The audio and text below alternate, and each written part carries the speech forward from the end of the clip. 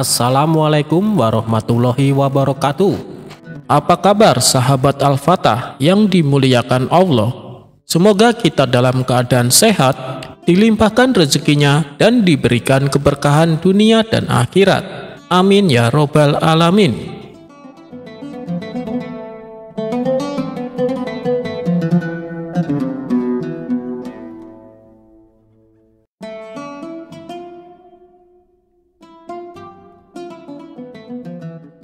Dikisahkan ada seorang lelaki yang suka sekali berdebat, apalagi kalau mengenai sejarah agama Islam. Tapi anehnya, yang didebatkan adalah perkara yang tidak wajar. Misalnya, lebih luas mana neraka atau surga? Tentu saja pertanyaan tersebut membuat para ulama setempat menjadi kalang kabut dan tak bisa menjawab. Hingga pada suatu hari, ketika Abu Nawas berkumpul dengan kawan-kawannya, datanglah si lelaki menghampiri. Dan kedatangannya kali ini untuk menantang Abu Nawas. Sebenarnya Abu Nawas mengagumi keilmuan orang tersebut. Tapi sayang kepintarannya itu bukan untuk syiar agama, melainkan hanya untuk berdebat. Setelah berada di dekat Abu Nawas, lelaki itu membuka percakapan. "Wahai Abu Nawas, benarkah iblis itu punya banyak keturunan?" tanya si lelaki. "Oh iya, itu benar," jawab Abu Nawas. "Apa buktinya?" tanyanya kembali. "Buktinya adalah Al-Quran surat Al-Kahfi ayat 50. Pantaskah kamu menjadikan dia, yaitu iblis dan keturunannya, sebagai pemimpin selain aku?" jawab Abu Nawas. "Lalu bagaimana dengan setan? Apa bedanya dengan iblis?" tanya si lelaki. Beberapa ulama ada yang berpendapat bahwa setan adalah anak-anak iblis, hasil perkawinannya dengan jin kafir, terang Abu Nawas. Lelaki itu melanjutkan pertanyaannya. "Kalau begitu, berarti iblis punya istri. Benarkah demikian?" tanya si lelaki. "Iya, tentu saja," jawab Abu Nawas. "Nah, kalau iblis memang punya istri, siapa namanya?" tanya si lelaki. "Wah, maaf kawan, waktu itu saya tidak diundang ke pernikahannya, jadi saya tidak tahu siapa namanya." Seketika kawan-kawan Abu Nawas yang ikut mendengarkan tertawa terpingkal-pingkal. Abu Nawas pun kembali berkata, "Hei kawan, dari tadi ngapain juga kau selalu bertanya tentang makhluk-makhluk yang terkutuk? Kenapa tidak berbicara tentang yang lain saja?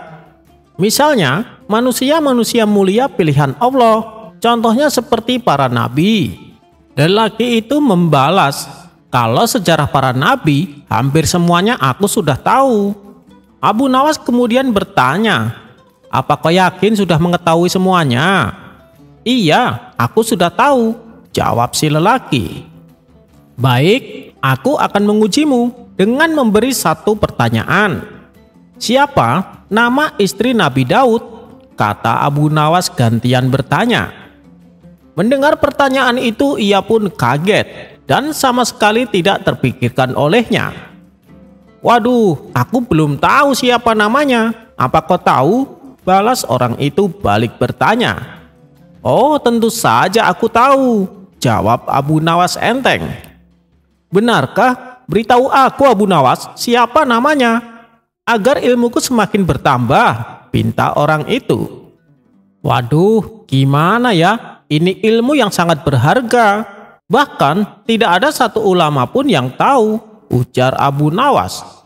"Tolonglah Abu Nawas, beritahu aku siapa namanya," desak si lelaki dengan penuh penasaran. "Baiklah, tapi ada syaratnya. Kamu harus membayarku 10 dinar. Bagaimana?" tanya Abu Nawas. "Baik, baik, aku setuju. Aku akan membayarmu," kata lelaki itu sambil menyerahkan uangnya. Setelah menerima uang tersebut, Abu Nawas memberitahu kepadanya, "Dengar dan catat baik-baik. Nama istri Nabi Daud adalah Ibu Daud," celetuk Abu Nawas. Sontak orang-orang yang hadir kembali dibuatnya tertawa. Tak puas dengan jawaban Abu Nawas, lelaki itu kembali bertanya, "Kenapa namanya Ibu Daud? Kau jangan mengarang, Abu Nawas." Abu Nawas lalu menjelaskan, "Ini bukan karangan, tapi kenyataan. Coba kau cermati. Hamid punya istri, disebutnya Ibu Hamid. Hasan punya istri, disebutnya Ibu Hasan. Begitu pula dengan Nabi Daud. Punya istri, tentunya disebutnya sebagai Ibu Daud." Suara tawa pun kembali pecah yang membuat si lelaki tak sanggup berlama-lama di tempat itu. Kemudian ia memilih untuk meninggalkan mereka.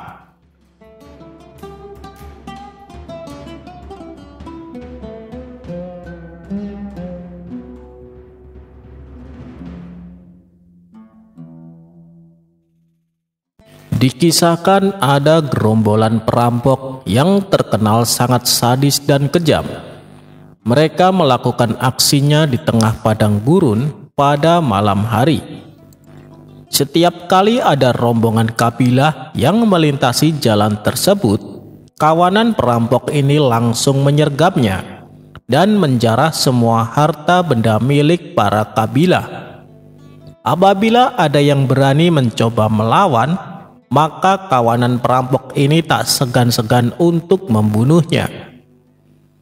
Pada suatu malam, mereka menyergap dan menjarah harta benda salah satu rombongan kabilah. Begitu berhasil mendapatkan harta benda yang lumayan banyak, kawanan perampok ini berencana untuk pulang.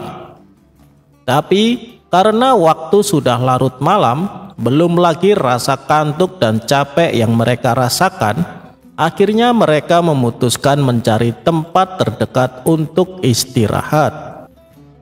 Setelah berjalan cukup lama, mereka pun melihat sebuah rumah sederhana yang jauh dari pemukiman penduduk. Pemilik rumah ini adalah keluarga yang rajin beribadah. Agar diizinkan untuk menginap, kawanan perampok tersebut menutupi identitasnya. Mereka mengaku sebagai mujahid fisabilillah, yaitu pasukan pejuang perang di jalan Allah. Kehadiran mereka di rumah tersebut disambut hangat oleh tuan rumah. Bahkan mereka langsung disuguhkan hidangan makan malam sebelum mereka beristirahat. Saat kawanan perampok ini selesai makan malam, mereka melihat ada bocah kecil terbaring di tempat tidurnya. "Apakah dia anakmu?" tanya salah satu dari mereka. "Benar tuan, dia anak saya. Dia menderita kelumpuhan pada kakinya. Kami sudah berusaha berobat ke sana kemari, tapi tak kunjung sembuh juga," jawab si tuan rumah. "Oh iya tuan, barangkali tuan sekalian mau menunaikan sholat malam. Akan saya antar ke tempat wudhu," kata si tuan rumah melanjutkan. Tak ingin identitasnya terbongkar, kawanan perampok ini terpaksa berwudu dan melakukan sholat malam layaknya seperti yang dilakukan oleh pejuang fisabilillah. Si tuan rumah ini bukan hanya rajin ibadah, tapi ia juga selalu berprasangka baik kepada siapapun. Ia sama sekali tidak menaruh curiga bila tamunya adalah kawanan perampok. Ia percaya kalau tamunya yang datang adalah pejuang fisabilillah. Bahkan bekas sisa air wudhu yang dipakai oleh para perampok ia kumpulkan di sebuah wadah. Dengan mengharap keberkahan dari mereka, lalu air tersebut ia basuhkan di kedua kaki anaknya yang sedang menderita kelumpuhan. Setelah menjelang pagi hari, kawanan perampok tersebut pamit pulang kepada si tuan rumah. Singkat cerita, beberapa hari kemudian kawanan perampok ini kembali melakukan aksinya. Mereka menyergap dan merampok rombongan kabilah yang sedang melintas di tengah padang gurun. Begitu selesai dengan aksinya, sebelum pulang mereka kembali mendatangi rumah yang tempo hari digunakan untuk menginap. Setelah sampai di depan rumah, ketua perampok mengetuk pintunya dan mengucapkan salam. Lalu terdengar suara jawaban dari dalam rumah. "Siapa di luar?" tanyanya kemudian. "Kami, rombongan pejuang fisabilillah yang tempo hari numpang menginap," jawab ketua perampok. Pintu rumah pun segera dibuka oleh anaknya. Kawanan perampok ini heran dan kaget. Bukankah anak ini yang katanya lumpuh? Kenapa sekarang tiba-tiba bisa berjalan? Belum hilang rasa herannya, tuan rumah dan anaknya langsung mengajak salaman dan menciumi tangan para perampok ini satu persatu. Ketua perampok kemudian bertanya kepada si tuan rumah, "Bukankah kaki anakmu lumpuh? Kenapa sekarang tiba-tiba bisa berjalan?" Dengan wajah tersenyum penuh hormat, si tuan rumah menjawab, "Ini semua berkat pertolongan Allah melalui keberkahan tuan-tuan semua. Tuan semua adalah pejuang fisabilillah. Tentunya tuan semua adalah orang-orang yang mulia. Air bekas wudhu yang dipakai tuan tempo hari, saya basuhkan di kedua kaki anak saya. Alhamdulillah, berkat pertolongan Allah melalui tuan-tuan semua, kaki anak saya sembuh total," kata si tuan rumah menjelaskan. Mendengar penuturan tuan rumah tersebut, para kawanan perampok ini bertambah kaget. Mereka pun langsung menangis dan terharu. "Maafkan kami, sebenarnya kami bukanlah pejuang fisabilillah. Kami perampok yang dikenal kejam dan sadis. Mulai saat ini kami akan bertobat. Kami akan tinggalkan semua perbuatan buruk kami," kata ketua perampok sambil menangis sesenggukan. Atas kejadian itu, mereka akhirnya menjadi pejuang perang fisabilillah sungguhan hingga ajal menjemput mereka. Sifat berprasangka baik yang diterapkan oleh si tuan rumah ini bukan hanya bermanfaat bagi dirinya, tapi juga bermanfaat bagi orang lain. Anaknya bisa sembuh dari kelumpuhan lantaran ia berprasangka baik kepada si perampok. Dan perampok tersebut menjadi bertobat karena sifat berprasangka baik yang selalu diterapkan oleh si tuan rumah. Kisah ini mengandung hikmah bahwa dengan selalu berprasangka baik bukan hanya bermanfaat atau menguntungkan bagi diri kita sendiri, akan tetapi juga bermanfaat bagi orang lain.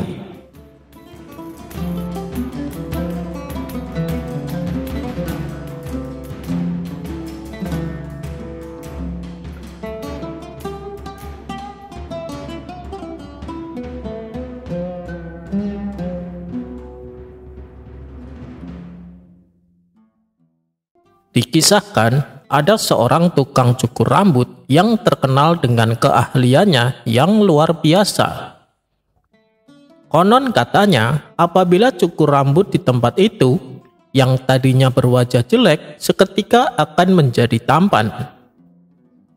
Kabar ini pun membuat masyarakat Baghdad menjadi gempar.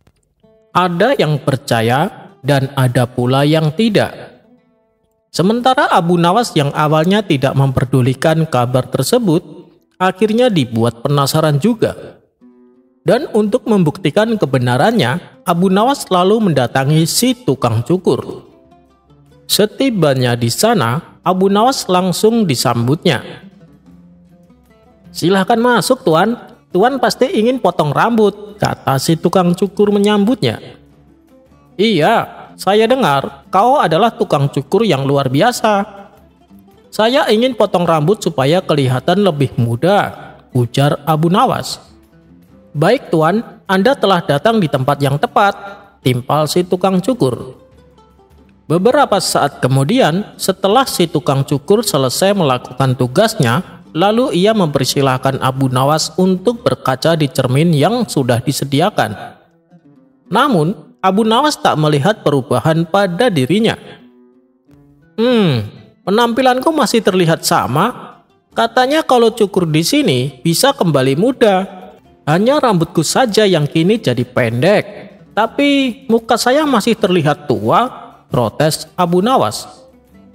"Maaf tuan, saya hanya bisa memotong rambut, bukan memotong usia tuan," jawab si tukang cukur. "Iya, tapi kan setidaknya biar kelihatan tampan," balas Abu Nawas tidak terima. "Begini tuan, coba tuan bayangkan saat usia tuan masih muda, dengan rambut seperti ini, bukankah tuan akan kelihatan tampan?" ujar si tukang cukur.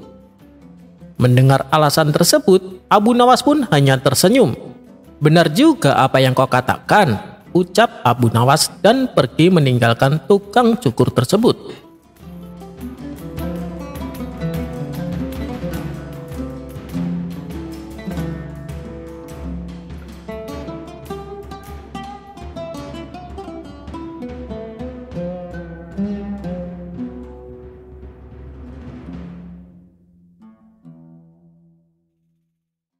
Abu Nawas menangkap tupai hantu. Abu Nawas masyhur sebagai tokoh sufi yang cerdik dan jenaka. Ia bernama lengkap Abu Ali Al-Hasan bin Hani Al-Hakami. Improvisasi Abu Nawas karena kecerdikannya kerap kali mampu menyelesaikan permasalahan yang dihadapinya dengan mudah. Suatu hari, Abu Nawas pergi ke hutan untuk mencari kayu bakar. Di sela-sela kesibukannya menebang kayu, ia dikejutkan oleh kehadiran seekor tupai.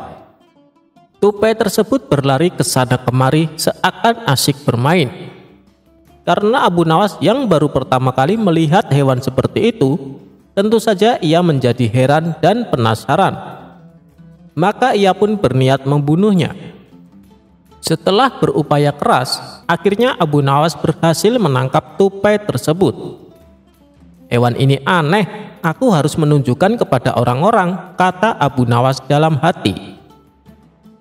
Lantas Abu Nawas menaruh tupai itu di dalam karung dan mengikatnya dengan kuat. Kali ini Abu Nawas pulang lebih cepat.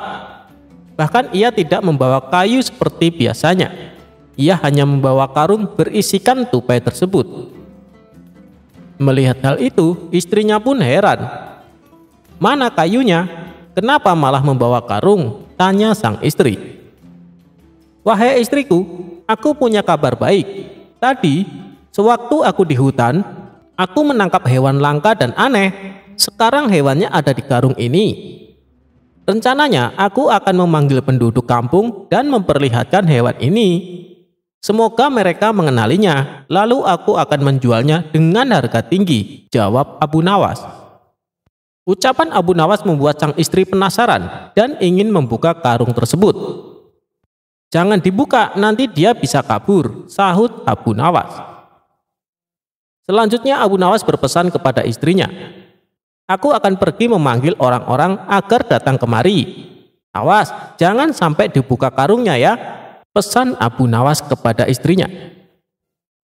Setelah Abu Nawas pergi, sang istri sangat penasaran, ingin mengetahui hewan apa yang ada di dalam karung itu. "Aku akan melihatnya sebentar lagian suamiku juga tidak akan tahu," kata istrinya dalam hati. Ketika talinya dilepas dan membuka karungnya, tupai itu langsung meloncat keluar. Hanya dengan sekejap mata, tupai itu berlari keluar rumah. Istri Abu Nawas pun bingung, apa yang harus dilakukan? Seandainya Abu Nawas tahu, pasti ia akan kena marah. Setelah lama berpikir, istri Abu Nawas tak menemukan cara, kecuali menaruh butiran gandum ke dalam karung dan mengikatnya kembali seperti semula. Sang istri mengira Abu Nawas tidak akan datang bersama siapapun. Dengan begitu, urusannya pun selesai. Selang beberapa saat kemudian, Abu Nawas disertai tokoh masyarakat termasuk wakil hakim dan beberapa orang lainnya datang untuk melihat fenomena langka ini. Abu Nawas pun mempersilahkan mereka masuk ke rumahnya. Sang istri tak menyangka kalau Abu Nawas membawa tamu sebanyak ini. Lalu Abu Nawas berkata kepada para tamunya tersebut, "Saya akan memperlihatkan kepada kalian makhluk yang langka ini," kata Abu Nawas sambil melepas tali karung. Orang-orang yang hadir menyimaknya dengan seksama, dan mereka mulai memperhatikan karung tersebut. Namun ketika karungnya dibuka, ternyata isinya biji gandum. Hal ini membuat Abu Nawas terkejut. "Padahal aku mengundang mereka untuk sesuatu yang aneh," pikirnya. Tapi Abu Nawas tidak kehilangan akal. Ia kemudian berkata kepada mereka yang hadir, "Apakah kalian tahu berapa banyak manfaat dari makhluk ini?" kata Abu Nawas. "Maksudmu butiran gandum, Abu Nawas?" tanya mereka. "Oh iya, betul sekali. Aku berhasil mengumpulkan butiran gandum yang dibuang orang-orang di depan rumahku sampai terkumpul beberapa kilogram," jawab Abu Nawas. "Lalu maksudnya apa, Abu Nawas?" tanya mereka kembali. "Begini kawan-kawan, seandainya aku mengumpulkan butiran-butiran gandum yang berserakan dari setiap rumah dan ladang, berapa banyak gandum yang berhasil aku kumpulkan?" tanya balik Abu Nawas.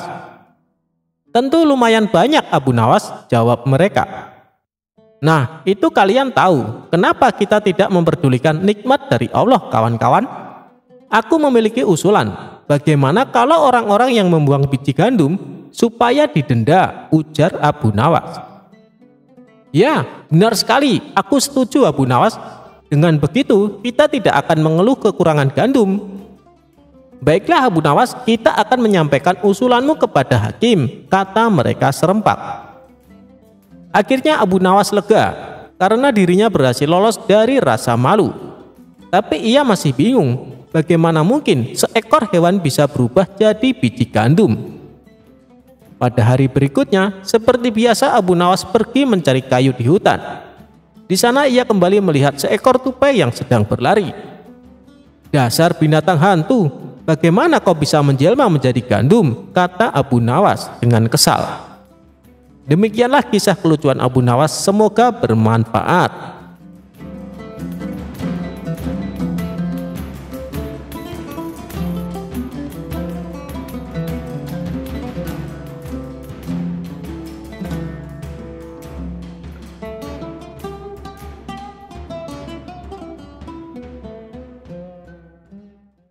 Balasan Abu Nawas setelah ditipu pedagang pakaian. Suatu ketika Abu Nawas asik berjalan-jalan di pasar. Ia melihat pemuda sedang berjualan baju di pinggir jalan. "Baju bagus dan istimewa," teriak pemuda tersebut. Di sebelah dagangan si pemuda tertulis kalimat "dijamin tidak luntur". Karena tertarik, Abu Nawas pun mendekatinya. "Silakan tuan, tuan mau beli baju?" tanya si pemuda. "Aku mau lihat-lihat dulu. Kalau ada yang cocok, baru aku beli," jawab Abu Nawas. "Silakan tuan, silakan dipilih," balas si pemuda. Setelah Abu Nawas menemukan baju yang cocok, ia berkata, "Ini bajunya bagus, warnanya juga bagus. Tapi apa benar dijamin tidak luntur?" tanya Abu Nawas. "Iya tuan." "Baiklah, berapa harganya?" tanya Abu Nawas. "Harganya 100 dirham tuan," jawab si pemuda. "Mahal sekali. Umumnya harga baju hanya 10 dirham," kata Abu Nawas. "Tidak boleh tuan, sudah harga pas," ucap si pemuda.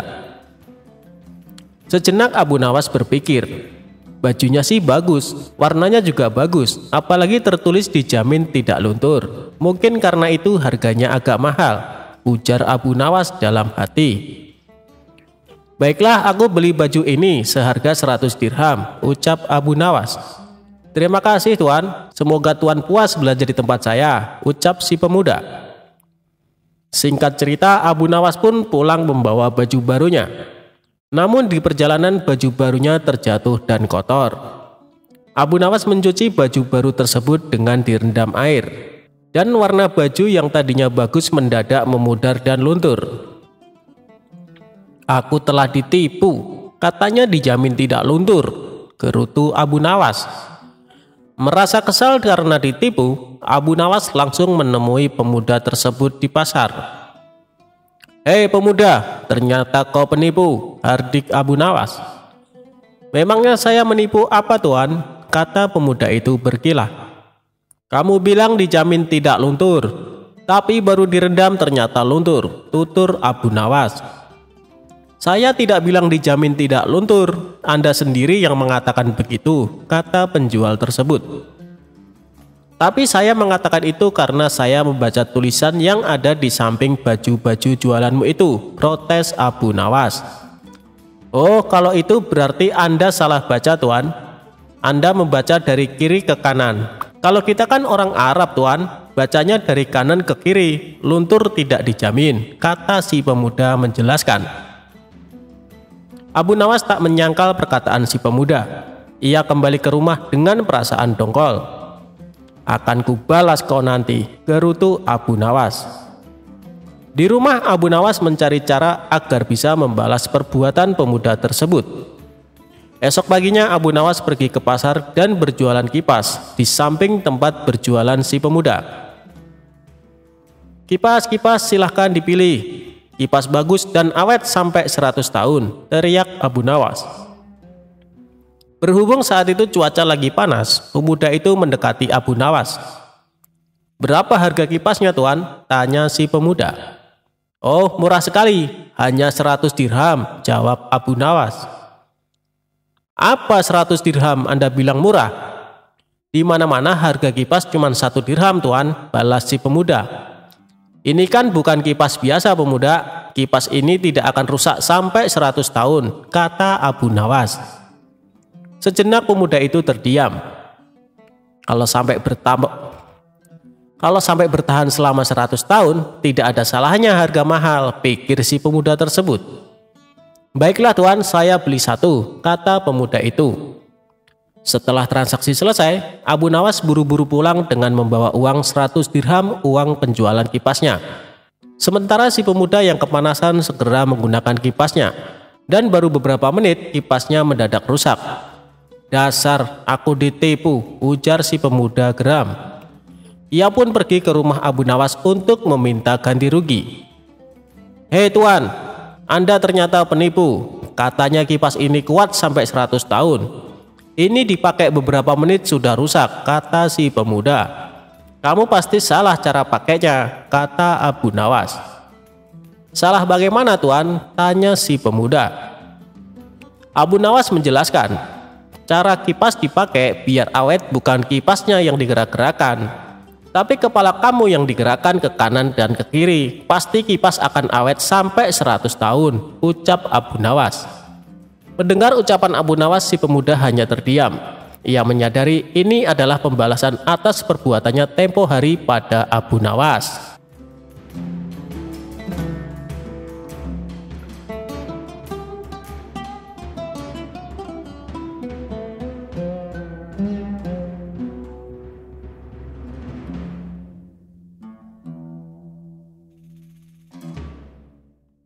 Seringnya Abu Nawas pulang larut malam membuat istrinya menjadi geram. Sang istri tak segan-segan memarahinya dan terkadang sampai memukulnya dengan tongkat. Akan tetapi semua itu tak membuat Abu Nawas jera. Akhirnya sang istri menggunakan cara lain. Cara tersebut adalah mengunci pintu rumahnya dan membiarkan Abu Nawas tidur di luar. Meskipun begitu, sang istri merupakan sosok orang yang sangat penyayang. Pada suatu hari, Abu Nawas dipanggil ke istana menghadap Baginda Raja. Setibanya di sana, Baginda Raja menyambutnya dengan mempersilahkan duduk. Kemudian Abu Nawas bertanya, "Wahai Paduka yang mulia, ada gerangan apa Paduka memanggil hamba?" Baginda Raja menjawab, "Kemarin, waktu aku di negeri sahabatku, aku diberi teka-teki yang sulit. Sampai sekarang, aku masih tidak tahu apa jawaban dari teka-teki tersebut," kata Baginda Raja. "Oh, cuman karena itu," balas Abu Nawas. "Memangnya kamu bisa menjawabnya?" tanya Baginda Raja. "Teka-tekinya saja saya tidak tahu. Bagaimana saya bisa menjawab? Coba Paduka beritahu saya apa teka-tekinya," pinta Abu Nawas. "Kamu serius bisa menjawab Abu Nawas? Kalau jawabanmu benar, aku akan memberimu hadiah. Tapi jika jawabannya salah, kau akan saya hukum," tegas Baginda Raja. "Insya Allah saya bisa Paduka," saut Abu Nawas. "Baiklah, teka-tekinya adalah sebagai berikut. Apa yang bisa membuat orang sedih di saat bahagia dan membuat orang bahagia di saat sedih?" Sejenak Abu Nawas terdiam. Ia tampak serius mencari jawaban atas teka-teki tersebut. Tiba-tiba terlintas di benak Abu Nawas sosok bayangan istrinya yang suka marah-marah. Ia pun tersenyum dan berkata kepada Baginda Raja, "Aku sudah tahu jawabannya, Paduka," kata Abu Nawas memberitahu. "Oh, apa jawabannya?" tanya Raja penasaran. "Jawabannya adalah istri saya, Paduka," terang Abu Nawas. Baginda Raja heran dan bertanya, "Bisa kau jelaskan dengan jawabanmu itu?" Abu Nawas membalas, "Sebab di saat saya sedang bahagia kumpul bersama kawan-kawan, tiba-tiba dia datang dan memukul pakai tongkat dan menyuruhku untuk segera pulang. Dia itu membuatku sedih di saat bahagia. Tapi di saat itu aku juga merasa bahagia karena bersamaan dengan kedatangan istri saya, Tuan Hamid juga datang untuk menagih hutangnya padaku," jelas Abu Nawas. Spontan Baginda Raja tertawa terpingkal-pingkal mendengar jawaban Abu Nawas. Ia pun diberi hadiah oleh Baginda Raja sejumlah pundi-pundi uang. "Hei Abu Nawas, jangan lupa lunasi hutangmu," kata Baginda Raja sambil terus tertawa.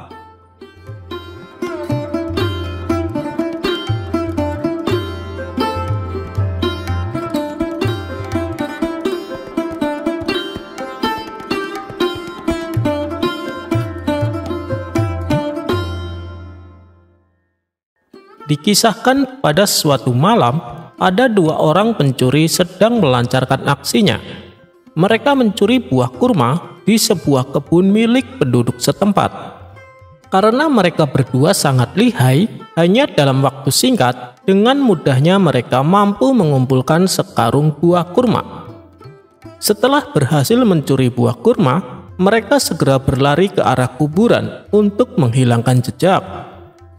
Tatkala hampir mencapai gerbang kuburan, salah satu pencuri tersandung dan terguling-guling.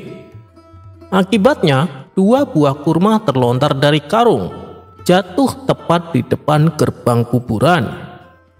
Tapi, karena terburu-buru, mereka pun meninggalkannya begitu saja. Dua pencuri ini langsung masuk ke tengah kuburan untuk bersembunyi. Ketika dirasa sudah aman, kedua pencuri ini mulai membagi hasil curiannya. "Kamu satu, aku satu, kamu satu, aku satu," begitu seterusnya. Saat kedua pencuri ini sedang sibuk menghitung bagiannya, lewatlah Abu Jahal mendengar ada suara aneh dari tengah kuburan. Antara kaget, takut, dan ngeri seketika dirasakan oleh Abu Jahal. Ia pun mempercepat langkahnya meninggalkan kuburan sambil mulutnya komat-kamit membaca doa. Saat di tengah perjalanan pulang, Abu Jahal berpapasan dengan Abu Nawas yang kebetulan juga sedang jalan sendirian. "Hei Abu Jahal, kamu kenapa terlihat ketakutan begitu?" tanya Abu Nawas. "Tadi, waktu aku lewat kuburan, aku mendengar suara mengerikan, Abu Nawas," jawab Abu Jahal terbata-bata. "Ah, mungkin itu hanya perasaanmu saja, Abu Jahal," ujar Abu Nawas. "Tidak, Abu Nawas, aku jelas-jelas mendengarnya. Kalau kau tidak percaya, ayo aku antar kamu ke sana," timpal Abu Jahal. Karena penasaran, Abu Nawas menuruti ajakan Abu Jahal. Setelah sampai di depan gerbang kuburan, Abu Nawas mendengar suara yang diceritakan oleh Abu Jahal. "Kamu satu, aku satu, kamu satu, aku satu." Abu Nawas semakin penasaran dibuatnya. Ia pun mengintip area tengah kuburan dari luar pintu gerbang. Namun, karena kondisi gelap sehingga tidak kelihatan siapa yang berucap itu. "Hei Abu Nawas, apa mungkin itu suara malaikat maut dan malaikat kuburan? Mereka sedang bagi-bagi jatah jiwa manusia," ucap Abu Jahal. "Aku sendiri tidak tahu," jawab Abu Nawas. Tidak lama kemudian, terdengar lagi suara dari tengah kuburan. "Nah, sudah selesai. Sekarang tinggal dua yang ada di luar gerbang. Siapa yang mau ambil, kamu atau aku?" "Biar aku saja," jawab suara yang lain. Mendengar hal itu, Abu Jahal dan Abu Nawas yang kebetulan sedang berada di luar gerbang kuburan terkejut bukan main. Jangan-jangan yang mereka maksud adalah kita Abu Nawas, kata Abu Jahal ketakutan. Benar juga Abu Jahal, ayo kita lari, teriak Abu Nawas. Keduanya pun langsung kabur terbirit-birit dengan penuh ketakutan, karena mengira suara itu dari malaikat maut yang menghampirinya. Tak lama kemudian, muncullah salah satu pencuri menuju gerbang untuk mengambil 2 kurma yang jatuh sewaktu mereka masuk ke dalam kuburan. Itu tadi kisah lucu Abu Nawas dan pencuri kurma. Kukira Abu Nawas dan Abu Jahal mau menangkap pencuri tersebut. Ternyata keduanya malah kabur ketakutan.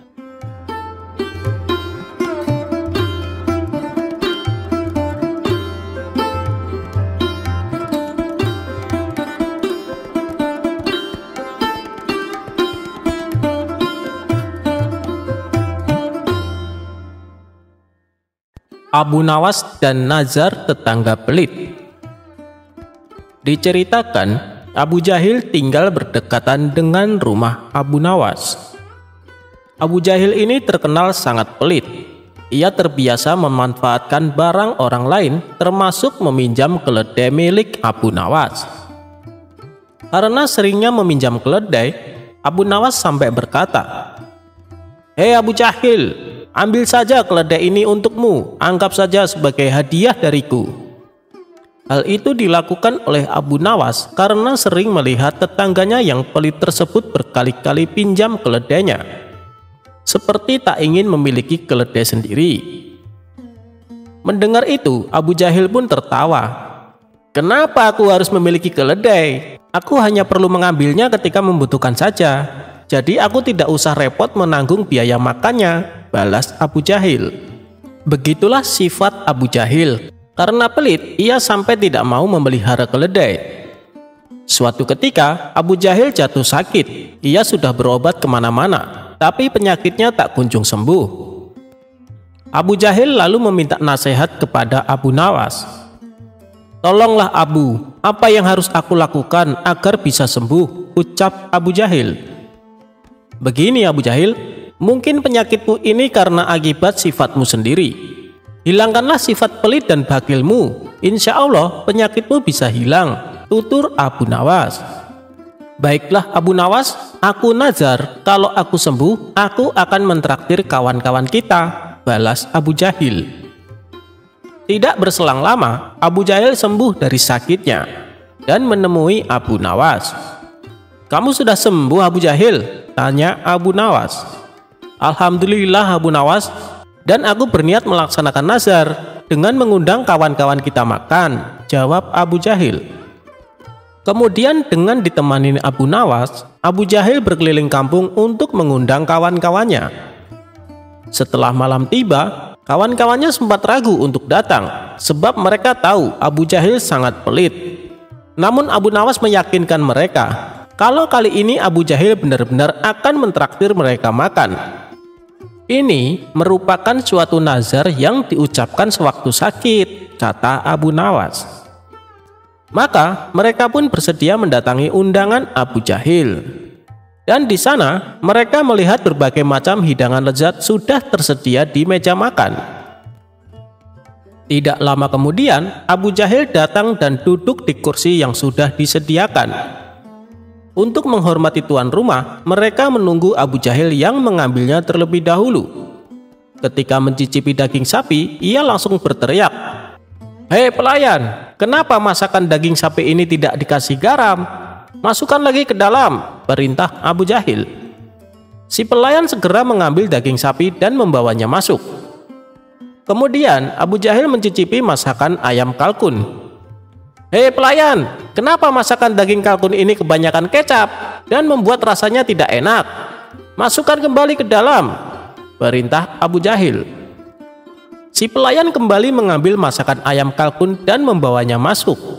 Begitulah seterusnya, satu persatu hidangannya lenyap dari meja makan. Abu Nawas dan kawan-kawan merasa kecewa karena merasa dipermainkan oleh Abu Jahil. Kini di meja tersisa satu hidangan, yaitu hidangan daging burung puyuh kesukaan Abu Nawas. Ketika hendak mencicipinya, Abu Nawas langsung mencegahnya. Hei Abu Jahil, apa kau tidak tahu? Daging puyuh kalau dimakan suka bergerak-gerak. Saya khawatir kalau itu mengandung racun. Mendengar itu, Abu Jahil langsung merinding. Apa iya Abu Nawas? Jangan kau mengada-ngada. Silahkan coba sendiri kalau tidak percaya, balas Abu Nawas. Abu Jahil menjadi ragu mencicipi masakan daging burung puyuh. Ia pun menyuruh Abu Nawas mencicipinya. Namun Abu Nawas mengajak kawan-kawannya untuk bersama menyantap hidangan burung puyuh. Dan tak terasa, masakan habis tak tersisa. Sementara Abu Jahil hanya melihat itu semua. Hei Abu Nawas, kau bilang burung puyuhnya bergerak-gerak. Mana buktinya? Kata Abu Jahil. Hei Abu Jahil, coba kau perhatikan mulutku. Bukannya dia bergerak-gerak saat aku punya, jawab Abu Nawas. Kalau itu sih semua makanan bergerak-gerak. Maksudku, daging burung puyuhnya bisa bergerak-gerak sendiri, tanya Abu Jahil. Yang bilang bisa bergerak sendiri siapa? Kata Abu Nawas. Kan aku bilang daging puyuh kalau dimakan bisa bergerak-gerak, sambung Abu Nawas. Akhirnya Abu Nawas dan kawan-kawannya pulang dengan keadaan perut kenyang. Sementara Abu Jahil merasa rugi karena memberikan makanan kepada Abu Nawas dan kawan-kawannya. Kalau orang pelit harus disiasati biar kapok, kata Abu Nawas. Dan mereka pun tertawa terpingkal-pingkal.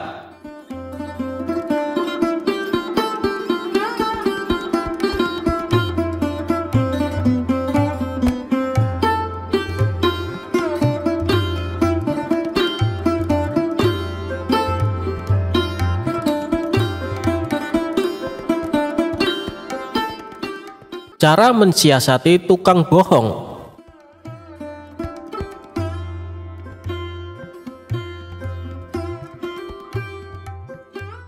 Kawan-kawan Abu Nawas merencanakan akan mengadakan perjalanan wisata ke hutan. Tetapi tanpa keikutsertaan Abu Nawas, perjalanan akan terasa memenatkan dan membosankan. Sehingga mereka beramai-ramai pergi ke rumah Abu Nawas untuk mengajaknya ikut serta. Abu Nawas tidak keberatan. Mereka berangkat dengan mengendarai keledai masing-masing sambil bercengkrama. Tak terasa mereka telah menempuh hampir separuh perjalanan. Kini mereka tiba di pertigaan jalan yang jauh dari perumahan penduduk. Mereka berhenti karena mereka ragu-ragu. Setahu mereka, kedua jalan itu memang menuju ke hutan, tetapi hutan yang mereka tuju adalah hutan wisata, bukan hutan yang dihuni binatang-binatang buas yang justru akan membahayakan jiwa mereka. Abu Nawas hanya bisa menyarankan untuk tidak meneruskan perjalanan, karena bila salah pilih, maka mereka semua tak akan pernah bisa kembali. Bukankah lebih bijaksana bila kita meninggalkan sesuatu yang meragukan? Tetapi salah seorang dari mereka tiba-tiba berkata, aku mempunyai dua orang sahabat yang tinggal dekat semak-semak sebelah sana. Mereka adalah saudara kembar. Tak ada seorang pun yang bisa membedakan keduanya, karena rupa mereka begitu mirip. Yang satu selalu berkata jujur, sedangkan yang lainnya selalu berkata bohong. Dan mereka adalah orang-orang aneh karena mereka hanya mau menjawab satu pertanyaan saja. Apakah engkau mengenali salah satu dari mereka yang selalu berkata benar? Tanya Abu Nawas. Tidak, jawab kawan Abu Nawas singkat. Baiklah kalau begitu kita beristirahat sejenak, usul Abu Nawas. Abu Nawas makan daging dengan madu bersama kawan-kawannya. Seusai makan, mereka berangkat menuju ke rumah yang dihuni dua orang kembar bersaudara. Setelah pintu dibuka, maka keluarlah salah seorang dari dua orang kembar bersaudara itu. Maaf, aku sangat sibuk hari ini. Engkau hanya boleh mengajukan satu pertanyaan saja, tidak boleh lebih, katanya. Kemudian Abu Nawas menghampiri orang itu dan berbisik. Orang itu pun juga menjawab dengan cara berbisik pula kepada Abu Nawas. Abu Nawas mengucapkan terima kasih dan segera memohon diri. Hutan yang kita tuju melewati jalan sebelah kanan, kata Abu Nawas mantap kepada kawan-kawannya. Bagaimana kau bisa memutuskan harus menempuh jalan sebelah kanan? Sedangkan kita tidak tahu apakah orang yang kita tanya itu orang yang selalu berkata benar atau yang selalu berkata bohong. Tanya salah seorang dari mereka. Karena orang yang kutanya menunjukkan jalan yang sebelah kiri, kata Abu Nawas. Karena masih belum mengerti juga, maka Abu Nawas menjelaskan. Tadi aku bertanya, apa yang akan dikatakan saudaramu bila aku bertanya jalan yang mana yang menuju hutan yang indah? Bila jalan yang benar itu sebelah kanan, dan bila orang itu kebetulan yang selalu berkata benar, maka ia akan menjawab jalan sebelah kiri, karena ia tahu saudara kembarnya akan mengatakan jalan sebelah kiri sebab saudara kembarnya selalu berbohong. Bila orang itu kebetulan yang selalu berkata bohong, maka ia akan menjawab jalan sebelah kiri, karena ia tahu saudara kembarnya akan mengatakan jalan sebelah kanan, sebab saudara kembarnya selalu berkata benar.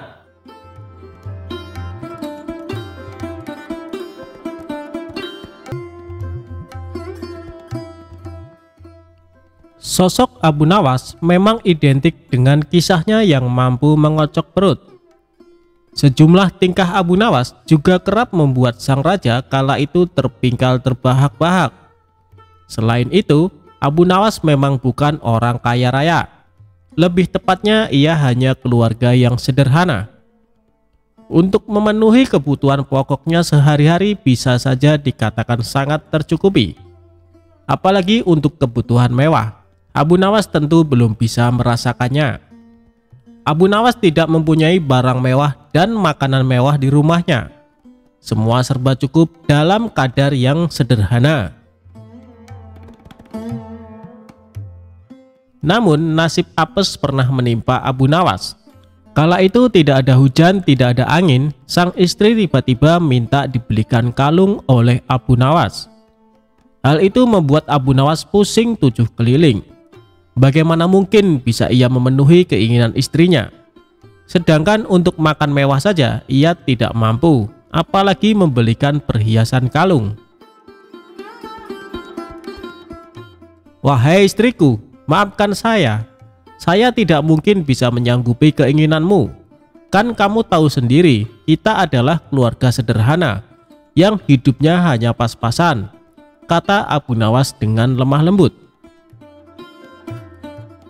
Namun keputusan Abu Nawas itu ternyata membuat istrinya tidak terima, karena ia sangat menginginkan perhiasan kalung.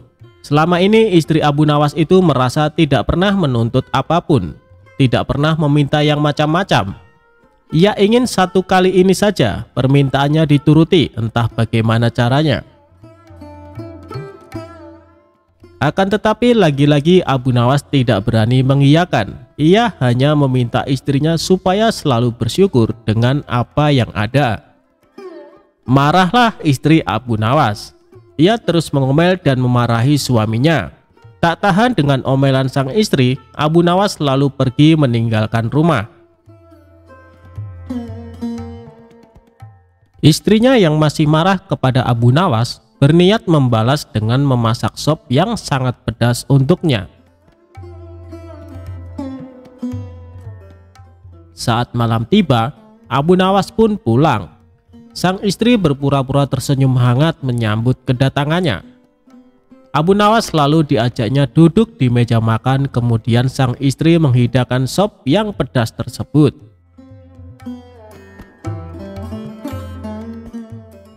Melihat sikap istrinya yang sudah tidak marah lagi, Abu Nawas tersenyum ceria. "Kamu memang istriku yang sangat soleha," puji Abu Nawas. Tapi sungguh malang sang istri. Ia lupa jebakannya sendiri. Ia menyendok sop pedas itu ke dalam piringnya dan memakannya.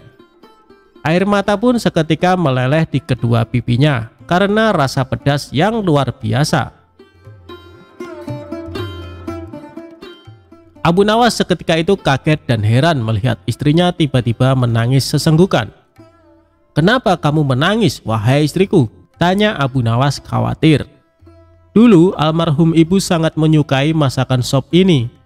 Setiap kali aku makan sop seperti ini, aku jadi teringat almarhum ibu. Itulah yang membuat aku menangis, ujar sang istri sembari mengusap air matanya. Sudahlah wahai istriku, ibumu itu orang yang baik. Insya Allah dia meninggal dalam keadaan husnul khotimah, ujar Abu Nawas menenangkan istrinya.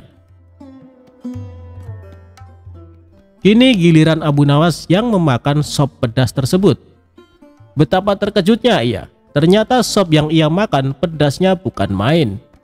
Kedua mata Abu Nawas langsung meneteskan air mata tanpa henti. Bahkan air matanya lebih banyak dari sang istri. Tak mau kalah dengan sandiwara istrinya, Abu Nawas meluapkan rasa pedasnya dengan menangis terisak-isak. "Kenapa kamu menangis wahai suamiku?" tanya istri keheranan. "Aku juga teringat almarhum ibu kamu. Kenapa dia mati meninggalkanmu tanpa mengajak dirimu?" jawab Abu Nawas. Mendengar jawaban Abu Nawas itu, sang istri yang tadinya jengkel mendadak tertawa terpingkal-pingkal. Keduanya akhirnya rukun dan mesra kembali.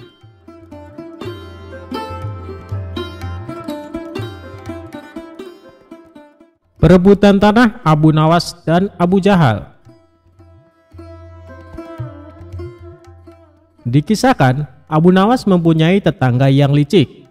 Dia adalah Abu Jahal. Abu Jahal mempunyai kebun yang ditanami berbagai macam buah-buahan. Kebunnya ini berdekatan dengan kebun milik Abu Nawas. Antara kebun Abu Jahal dan kebun milik Abu Nawas hanya dibatasi oleh tumpukan batu. Abu Jahal berkeinginan menambah luas area kebunnya. Ia pun berpikir keras agar keinginannya terwujud. Hal ini sampai membuat Abu Jahal susah tidur. Tiba-tiba terlintas pikiran jahat di benaknya. "Aku harus melakukannya. Sekarang mumpung waktunya sudah malam," pikir Abu Jahal. Di tengah malam gelap gulita, Abu Jahal langsung pergi menuju kebun miliknya. Dia mencari pembatas tumpukan batu yang menjadi pemisah antara kebunnya dan kebun milik Abu Nawas. Setelah menemukannya, dia mulai mengangkat satu persatu batunya, lalu dia memindahkan di area kebun milik Abu Nawas. Dengan begitu, luas kebun milik Abu Jahal menjadi bertambah luas. Setelah selesai, dia kembali pulang ke rumahnya dengan sembunyi-sembunyi, dan dia senang dengan apa yang dilakukannya. Selama beberapa hari, Abu Nawas tak menyadari dengan perbuatan Abu Jahal. Ia masih santai menanam buah-buahan di area yang telah dicuri Abu Jahal. Seiring berjalannya waktu, buah yang ditanami Abu Nawas kini berbuah. Buahnya besar-besar dan segar. Melihat hal itu, Abu Jahal senang bukan kepalang. Ia pun segera memanen tanaman buah tersebut. Tidak berapa lama datanglah Abu Nawas. Ia sangat terkejut melihat Abu Jahal memanen tanaman buah miliknya. "Hai Abu Jahal, apa yang kamu lakukan?" seru Abu Nawas. "Aku sedang memanen buah yang ada di kebunku," jawab Abu Jahal. "Apa kau bilang? Ini masih area kebunku Abu Jahal," balas Abu Nawas. "Hei Abu Nawas, kamu mengigau ya? Coba kau lihat batu pembatasnya," tegas Abu Jahal. Sejenak Abu Nawas terdiam. Kenapa tumpukan batunya bisa pindah ya? Atau aku yang kurang teliti, pikir Abu Nawas. Tapi kan buah itu aku yang menanamnya, Abu Jahal, ucap Abu Nawas. Itu sih salahmu sendiri, kenapa menanam buah di area kebunku? Berarti ini adalah milikku, sahut Abu Jahal. Kurang ajar, ini pasti ada yang tidak beres, kata Abu Nawas dalam hati. Hei Abu Jahal, kamu pasti memindahkan tumpukan batu itu kan? Tanya Abu Nawas geram. Jangan fitnah kamu, aku bisa mengadukannya kepada Tuan Hakim, balas Abu Jahal menggertak. Ayo kita selesaikan masalah ini di depan Tuan Hakim, timbal Abu Nawas. Maka keduanya menghadap Tuan Hakim. Di hadapan Tuan Hakim, antara Abu Nawas dan Abu Jahal saling mengadukan masalahnya. Setelah mendengar penuturan dari kedua belah pihak, Tuan Hakim pun berkata, jujur saja saya sangat bingung siapa di antara kalian yang benar. Tapi sepertinya aku lebih percaya Abu Jahal. Kenapa Tuan Hakim begitu mudah memutuskan hal itu? Anda adalah hakim yang terkenal bijak. Harusnya Anda lebih berhati-hati dalam memutuskan. Balas Abu Nawas tidak terima. Sudahlah Abu Nawas, terima saja keputusan hakim. Toh area kebunmu masih juga luas, ucap Abu Jahal. Enak saja kamu bicara. Kamu telah mencuri lahanku. Kamu sengaja memindahkan tumpukan batu yang menjadi pembatas, bentak Abu Nawas. Saya harap kalian berdua diam. Apa yang akan saya putuskan tidak bisa diganggu gugat. Dan keputusan saya adalah tanah yang kamu tanami buah adalah milik Abu Jahal, kata Tuan Hakim memutuskan. Mendengar hal itu, Abu Jahal merasa sangat senang. Terima kasih Tuan Hakim, Anda adalah hakim yang paling bijak yang pernah saya kenal, sahut Abu Jahal. Sementara Abu Nawas hanya bisa pasrah menerima keputusan tersebut. Asik, sekarang aku punya kebun lebih luas dari Abu Nawas, batin Abu Jahal kegirangan. Oh iya, Abu Jahal, berapa luas kebunmu? Tanya Tuan Hakim. 1,5 hektar Tuan Hakim, jawab Abu Jahal. Kalau kamu Abu Nawas, berapa luas kebunmu? Tanya Tuan Hakim kembali. Sebenarnya luas kebun saya 1,5 hektar. Tapi karena setengahnya dicuri sama Abu Jahal, luasnya jadi tinggal 1 hektar, jawab Abu Nawas. Kalian tahu tidak kenapa saya tanya luas kebun kalian? Karena kemarin saya dapat surat langsung dari Baginda Raja. Beliau memerintahkan kepada saya, barang siapa yang mempunyai kebun yang luasnya lebih dari 1 hektar, maka akan disita negara beserta isi-isinya. Dan bagi siapa saja yang menentang peraturan ini akan dihukum mati. Hal ini Baginda Raja terpaksa lakukan karena kondisi keuangan negara sedang krisis, kata sang hakim menjelaskan. Seketika raut wajah Abu Jahal yang tadinya ceria mendadak berubah menjadi terkejut. Waduh, celaka. Aku akan kehilangan kebunku, pikir Abu Jahal ketakutan. Maaf Tuan Hakim, sebenarnya luas kebun saya hanya 1 hektar, tutur Abu Jahal. Tadi kamu bilang katanya luas kebunmu 1,5 hektar. Sekarang bilangnya 1 hektar. Kamu jangan main-main Abu Jahal, bentak Tuan Hakim. Saya berani bersumpah Tuan Hakim, kebun saya memang luasnya hanya 1 hektar. Tumpukan batu yang jadi pembatas antara kebun saya dan kebun milik Abu Nawas telah saya pindahkan dari tempatnya, ujar Abu Jahal. Oh begitu. Jadi tanah yang ditanami buah oleh Abu Nawas sebenarnya masih area kebun Abu Nawas? Tanya Tuan Hakim memastikan. Benar Tuan Hakim, jawab Abu Jahal. Bagaimana denganmu Abu Nawas? Apakah benar luas kebunmu 1,5 hektar? Tanya Tuan Hakim kepada Abu Nawas. Benar Tuan Hakim, jawab Abu Nawas semakin pasrah. Nah kalau begini kan jelas siapa yang sebenarnya berbohong. Pengawal, tangkap Abu Jahal dan masukkan ke dalam penjara karena dia telah mengaku mencuri area kebun milik Abu Nawas, perintah Tuan Hakim. Tapi Tuan Hakim, kebun saya tidak disita kan? Tanya Abu Jahal khawatir. Tidak ada yang namanya penyitaan. Itu hanya trik saya saja supaya saya bisa menyelesaikan perkara kalian berdua dengan adil, balas Tuan Hakim. Mendengar hal itu, Abu Jahal langsung terkulai lemas, sementara Abu Nawas tersenyum bahagia karena ia bisa mendapatkan kembali luas kebunnya.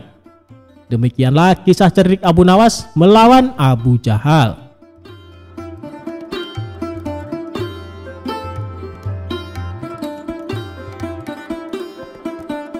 Abu Nawas bunuh diri dengan racun, bukannya mati tapi malah kenyang.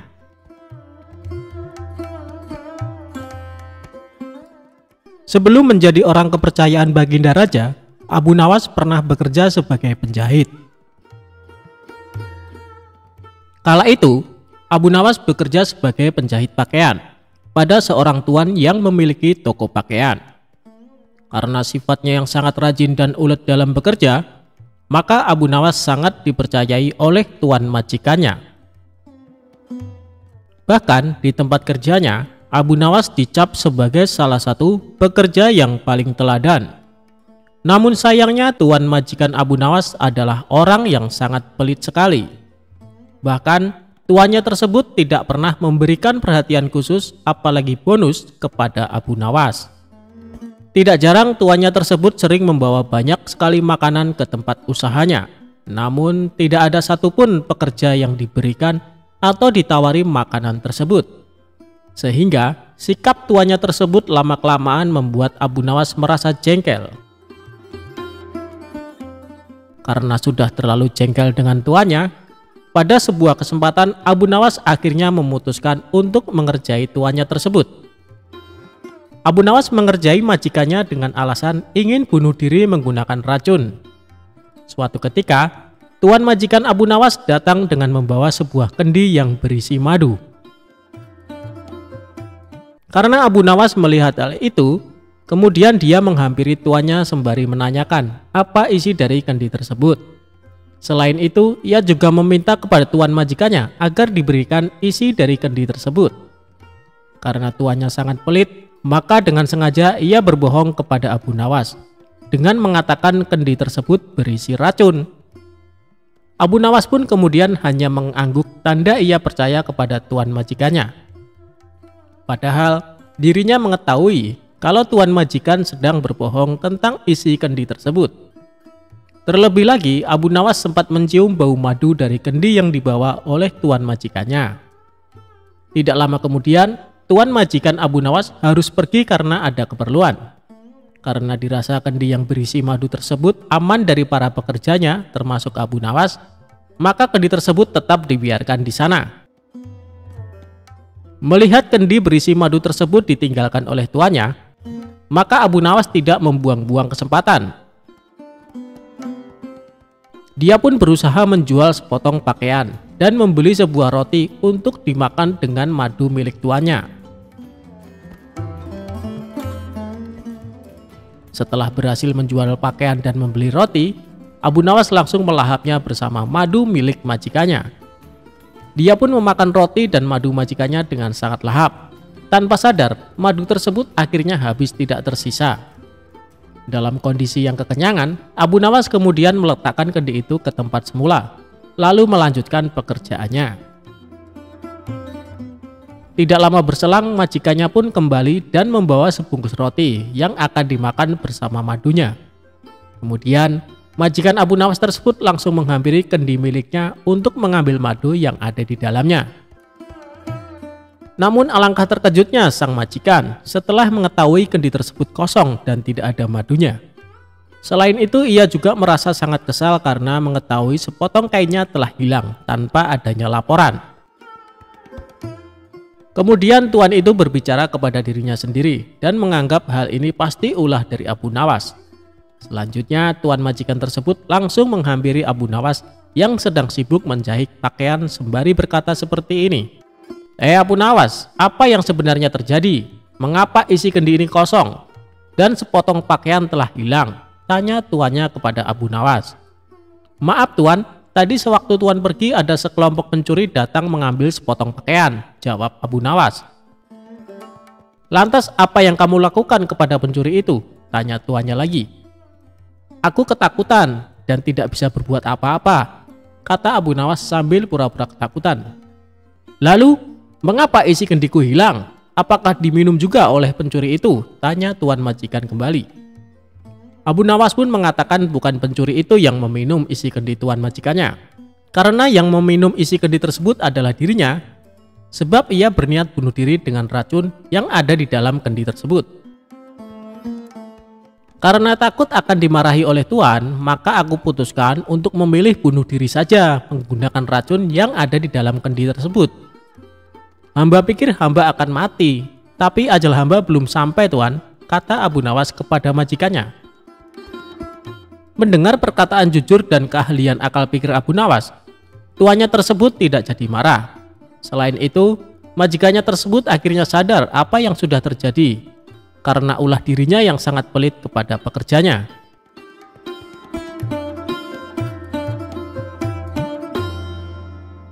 Pesan Abu Nawas jika harta di dunia hanya titipan. Suatu hari, seperti sebelumnya, Abu Nawas dipanggil oleh Baginda Raja di istana kerajaan. Dan terjadilah percakapan yang cukup panjang antara keduanya. Kali ini Abu Nawas sedang memperingatkan Baginda Raja perihal harta dunia yang tidak akan dibawa mati ke kuburan. Abu Nawas sendiri sudah mengetahui jika Baginda Raja ingin menjadikannya sebagai saudara dengan memberikan banyak hadiah serta fasilitas kepada Abu Nawas. Singkatnya, Abu Nawas menegur Baginda Raja dengan sangat santai dan tanpa basa-basi terlebih dahulu. "Wahai Baginda Raja, bagaimana nanti jika Allah Subhanahu wa Ta'ala menghadapkan Anda di hadapannya, lalu meminta pertanggungjawaban Anda tentang lalat hitam, burung kenari, dan kulit ari?" kata Abu Nawas kepada Baginda Raja. Begitu mendengar penuturan Abu Nawas yang tiba-tiba berbicara seperti itu, membuat Baginda Raja sedih, sehingga ia sampai menangis terseduh-seduh. Melihat rajanya bersedih, salah seorang dari kepala pengawal segera bertindak dengan menegur dan memarahi Abu Nawas. "Wahai Abu Nawas, engkau diamlah, engkau telah menyakiti hati sang raja," bentak kepala pengawal kerajaan itu kepada Abu Nawas. "Biarkan dia," kata Baginda Raja. "Sebenarnya yang merusak dan menyakiti itu Anda," kata Abu Nawas dengan berani. "Begini Abu Nawas, saya ingin mengikat tali persaudaraan denganmu dengan memberi hadiah-hadiah dan juga fasilitas," kata Baginda Raja.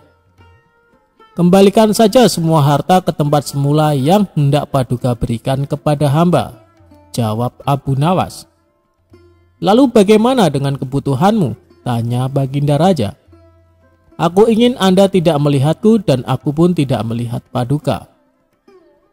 "Ketahuilah, wahai Amirul Mukminin, Aiman bin Nail dari Qudamah bin Abdullah Al-Kalabi pernah berkata, aku telah melihat Rasulullah Shallallahu Alaihi Wasallam melempar jumroh Aqobah di atas untanya yang kemerah-merahan tanpa ada pukulan dan tidak pula dengan pengusiran," jawab Abu Nawas. Setelah berkata demikian, Abu Nawas segera meninggalkan istana sambil bernyanyi. Berikut nyanyian Abu Nawas. "Persiapanmu telah memenuhi bumi sepenuhnya. Hambamu mendekat dan sekarang apa? Bukankah engkau akan mati dalam kuburan? Pewarismu mengelilingi, hartamu tak dapat engkau gunakan lagi." Cerita tersebut memberi pesan jika dunia ini hanya tempat persinggahan yang sementara. Hidup dengan memiliki harta yang banyak tidak dilarang dalam agama Islam. Namun mencintai harta dan melupakan Allah Subhanahu wa Ta'ala adalah perbuatan yang sangat hina dalam agama Islam.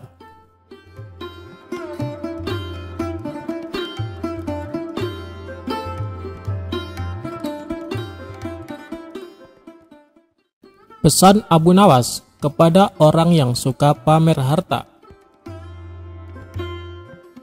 Siapa yang tak mengenal Abu Nawas? Sosok penyair cerdik yang dikenal memiliki selera humor tinggi ini begitu masyhur di kalangan umat Islam. Meskipun tingkahnya yang nyeleneh, tetapi Abu Nawas merupakan seorang yang cerdas. Dikisahkan ada seorang pemuda yang gemar bersedekah kepada tetangga dan orang-orang terdekat. Ia juga dikenal sebagai sosok yang sederhana dan ramah. Akan tetapi, setelah mendapat warisan, kehidupannya berubah. Bukannya semakin rajin berbagi, ia justru menghamburkan uang tersebut untuk bersenang-senang. Dirinya bahkan membeli barang-barang mewah dan membangun rumah yang sangat besar seperti istana. Sejak saat itu, banyak orang di sekitarnya yang ingin menjadi temannya. Mereka mendadak bersikap baik kepada si pemuda tersebut. Baru beberapa hari tinggal di rumah barunya, ia sengaja membuat suasana menjadi meriah. Hampir setiap hari ia bersama teman-teman barunya melakukan pesta dengan jamuan makanan yang sangat banyak. Hal tersebut ia lakukan hingga tak terasa uang, barang mewah, dan semua hartanya telah habis. Begitu juga dengan teman-temannya yang mulai menjauhi dirinya. Setelah itu, ia mulai menyadari kesalahannya. Saat dalam kondisi sendiri tanpa ada teman, saudara, maupun harta yang baru saja hilang dari kehidupannya itu. Sekarang hanya ada penyesalan atas apa yang ia perbuat. Di tengah-tengah kemalangannya itu, suatu hari ia berencana menemui Abu Nawas untuk meminta nasihat dan motivasi. Saat bertemu Abu Nawas, ia langsung mengutarakan maksud dari kedatangannya itu. "Wahai Tuan Abu Nawas, kini uangku sudah habis tak tersisa, dan kawan-kawanku telah menjauh meninggalkanku sendiri. Kini apa yang harus ku perbuat?" kata pemuda itu mengeluh. "Jangan khawatir kawan, segalanya akan kembali seperti semula. Tunggu saja beberapa hari ke depan, engkau akan kembali bahagia dengan harta-hartamu yang dulu," tutur Abu Nawas menenangkan suasana. "Jadi maksud Tuan saya akan kembali kaya seperti dulu?" tanya pemuda itu dengan girang. "Bukan begitu kawan, sepertinya engkau salah tafsir. Maksudku dalam waktu dekat ini, engkau akan terbiasa menjadi orang yang miskin dan tidak mempunyai teman," seloroh Abu Nawas.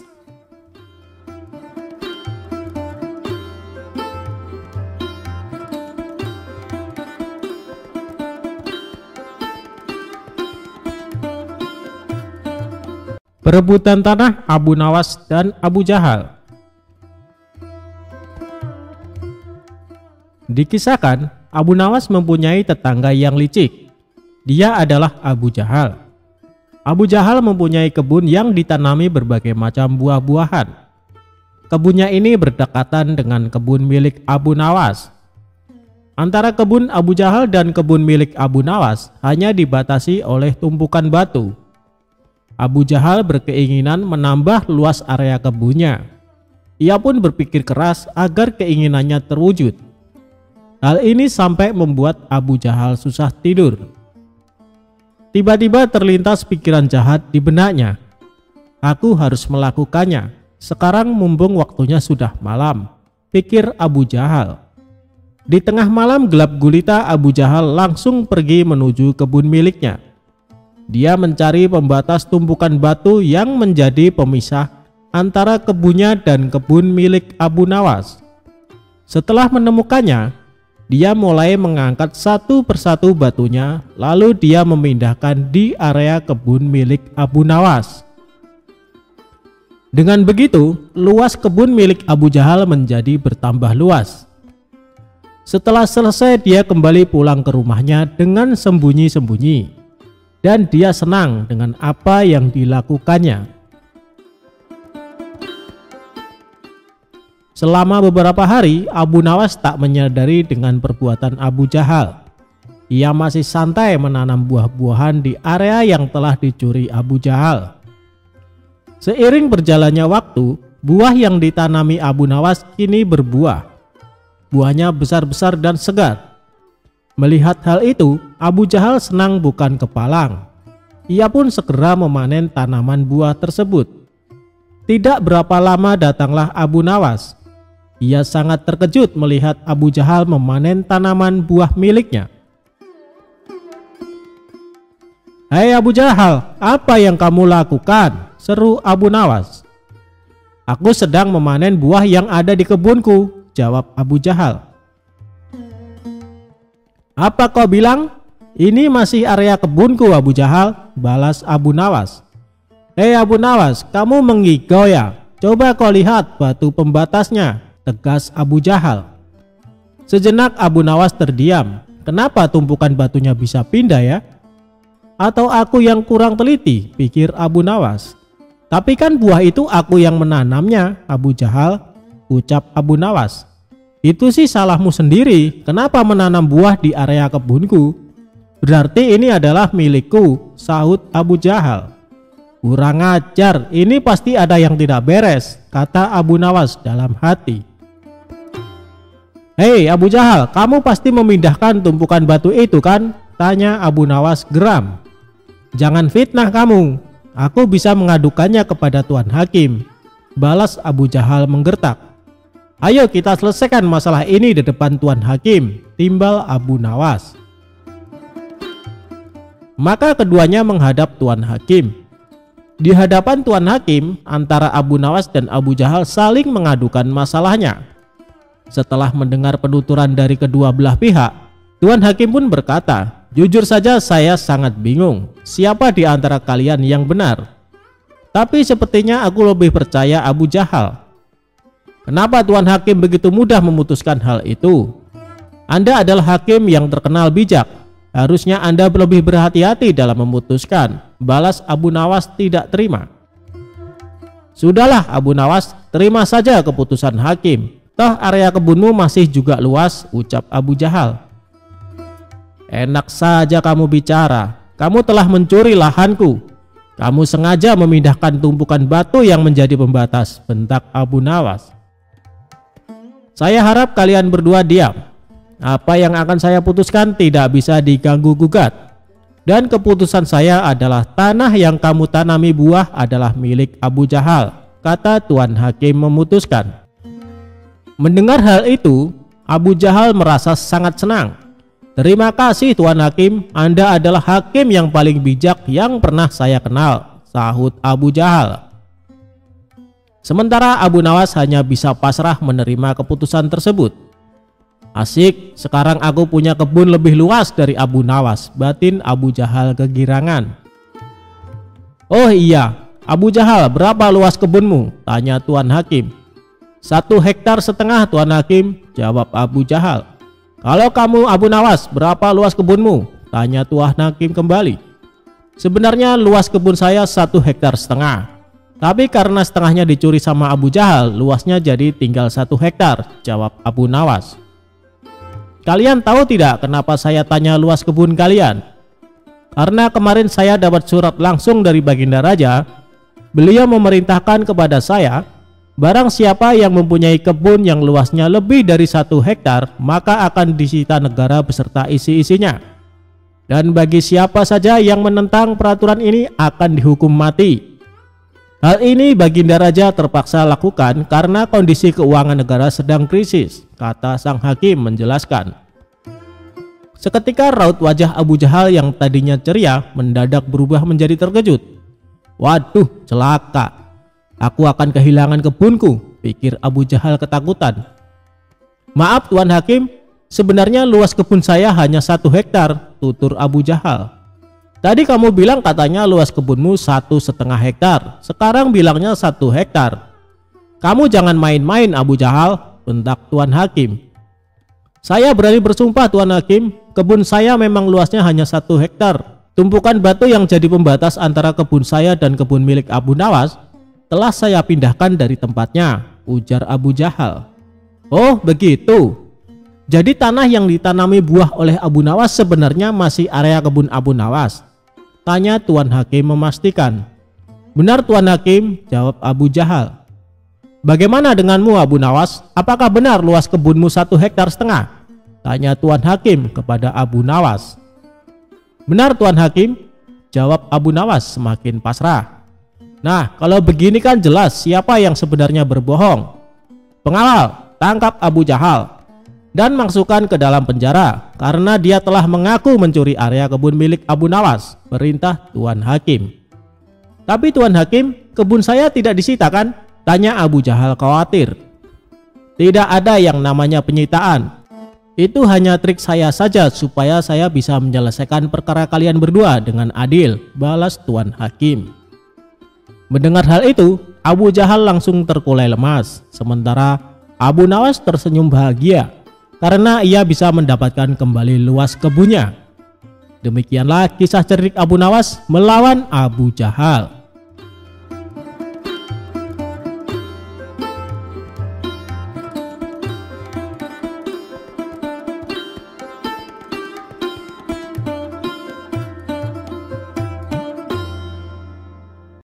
Abu Nawas sayembara bawa air laut tawar.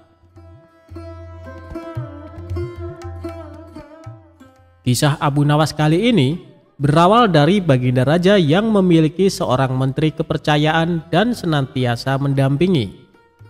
Menteri itu bernama Abu Jahal. Namun kepercayaan yang diberikan Baginda Raja sering dimanfaatkan oleh Abu Jahal untuk memperkaya diri. Terkadang ia meminta upeti kepada rakyat dengan mengatasnamakan Baginda Raja. Hal ini tentu saja membuat Abu Nawas geram, tapi tidak berani mengadukannya ke Baginda Raja. Sebab dengan kedudukan yang dimiliki, Abu Jahal bisa saja memutarbalikkan fakta dan menuduh Abu Nawaslah pelakunya.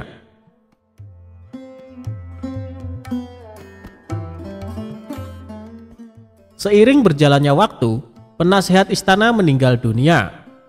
Baginda Raja sangat kehilangan dan belum bisa menemukan penggantinya. Jadi untuk sementara waktu, jabatan penasehat istana masih kosong, belum ada yang mendudukinya. Kesempatan ini segera dimanfaatkan Abu Jahal. Ia ingin sekali menduduki jabatan tersebut.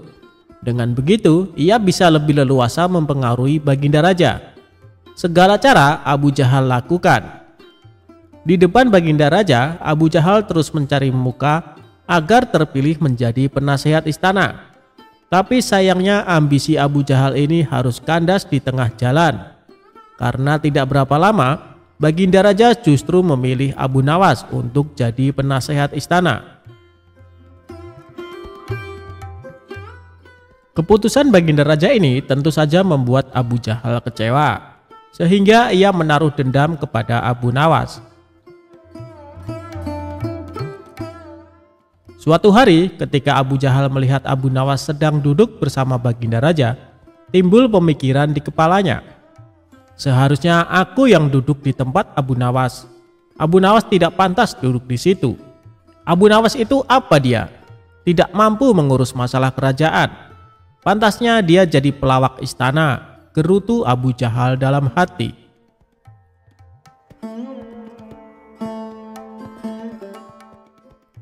Merasa kecewa dengan keputusan Baginda Raja, Abu Jahal lalu menyampaikan keberatan.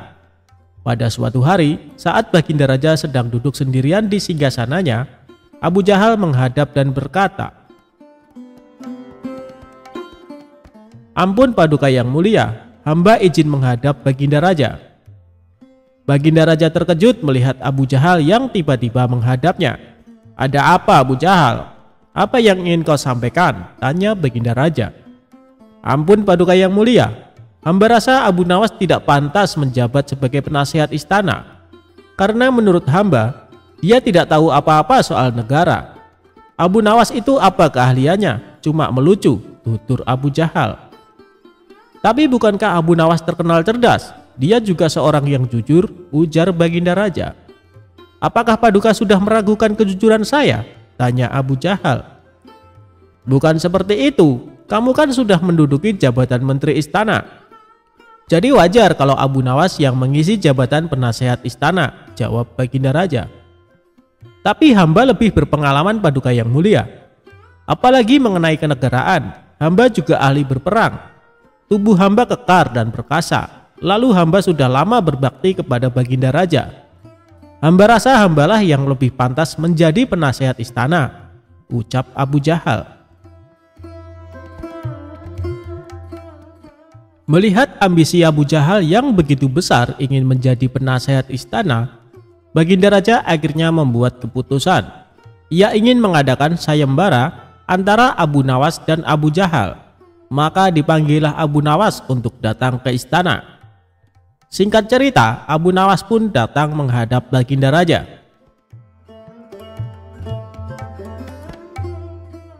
"Ampun Paduka yang mulia, ada gerangan apa memanggil hamba?" tanya Abu Nawas. "Hei Abu Nawas, Abu Jahal sangat menginginkan jabatan penasehat istana. Dia minta supaya jabatanmu diganti olehnya. Tapi aku juga tidak mungkin memecatmu begitu saja. Biar adil, maka aku putuskan akan mengadakan sayembara untuk kalian berdua. Siapa yang jadi pemenangnya, maka dialah yang berhak menjadi penasehat istana," jelas Baginda Raja. Sejenak Abu Nawas terdiam dan berpikir, Abu Jahal pasti punya rencana busuk. Jangan sampai dia jadi penasehat istana. Bisa-bisa rakyat makin tertindas oleh kelakuannya, pikir Abu Nawas. Ampun Paduka yang mulia, kalau boleh tahu sayembara apa yang hendak diberikan? Tanya Abu Nawas. Aku ingin masing-masing dari kalian membawakan 1 gentong air laut, tapi yang rasanya tawar, perintah Baginda Raja. Abu Nawas dan Abu Jahal langsung terkejut mendengar permintaan Baginda Raja yang aneh itu. Sekarang pulanglah kalian berdua dan besok kembali ke sini dengan membawa air laut yang rasanya tawar, kata Baginda Raja melanjutkan. Sesampainya di rumah, Abu Nawas terus memikirkan dan mencari tahu keberadaan laut yang airnya tawar. Mana ada air laut yang rasanya tawar? Orang secerdik apapun tidak akan bisa melakukannya, pikir Abu Nawas. Sementara itu Abu Jahal mulai berbuat curang. Ia memasukkan air sumur ke gentong untuk dibawanya ke istana. Baginda Raja pasti percaya meskipun aku berkata bohong, karena aku tahu aku adalah menterinya yang paling dipercaya, kata Abu Jahal dalam hati.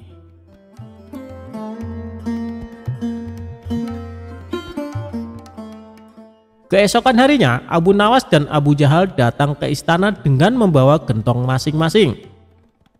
Bagaimana? Apa kalian sudah mendapatkan airnya? Tanya Baginda Raja. Sudah Paduka yang mulia, jawab Abu Jahal dan Abu Nawas serempak. Kemudian Abu Jahal maju lebih dulu menyerahkan gentongnya. Ini Paduka, air laut permintaan Paduka, ucap Abu Jahal. Baginda Raja lalu mencicipi air yang dibawa Abu Jahal. Bagus Abu Jahal, air ini rasanya tawar. Tapi benarkah ini berasal dari laut? Tanya Baginda Raja. Benar sekali Paduka. Hamba sengaja mengambilnya dari laut yang tidak diketahui oleh banyak orang, jawab Abu Jahal penuh percaya diri.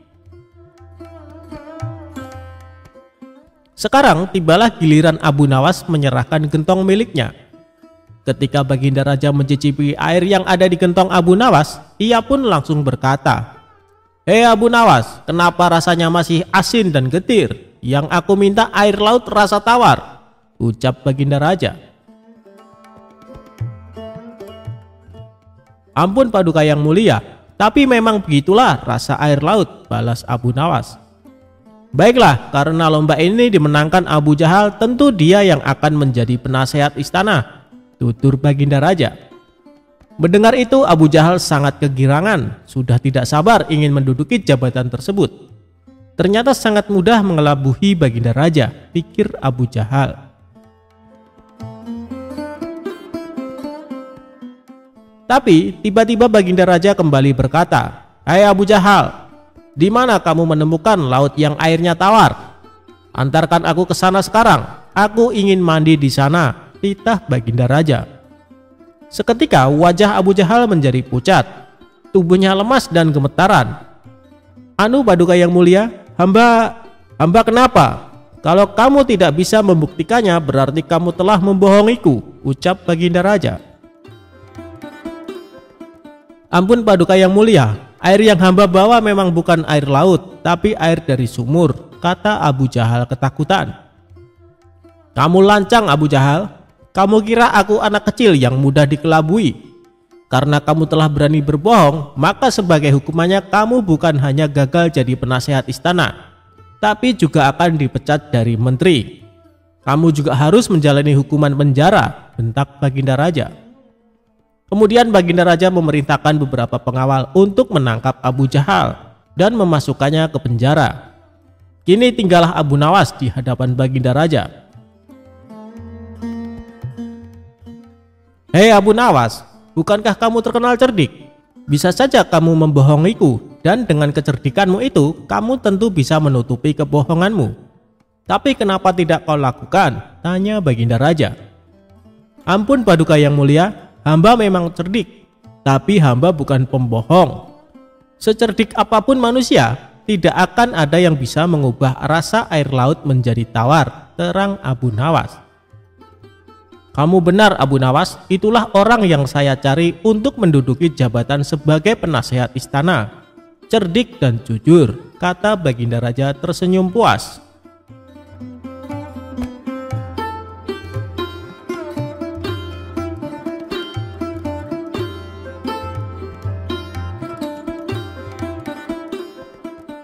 Cerita Abu Nawas dan Baginda Raja tersesat di hutan angker.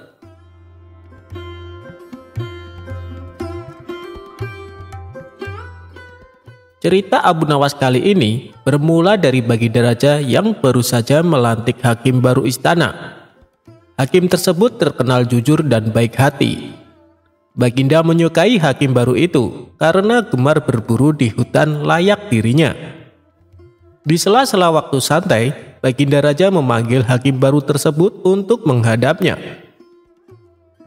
"Bagaimana pekerjaanmu? Apakah ada kasus yang sulit diselesaikan?" tanya dia. "Alhamdulillah Paduka, semua pekerjaan masih bisa hamba atasi," jawab hakim tersebut. "Bagus, awas, jangan main-main dengan jabatanmu.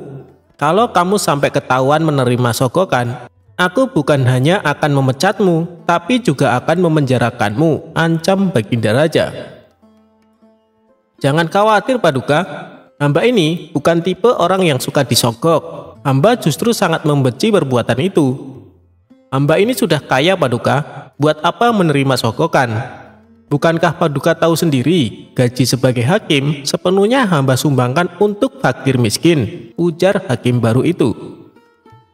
"Baiklah, aku percaya. Oh iya, aku dengar kau gemar berburu di hutan.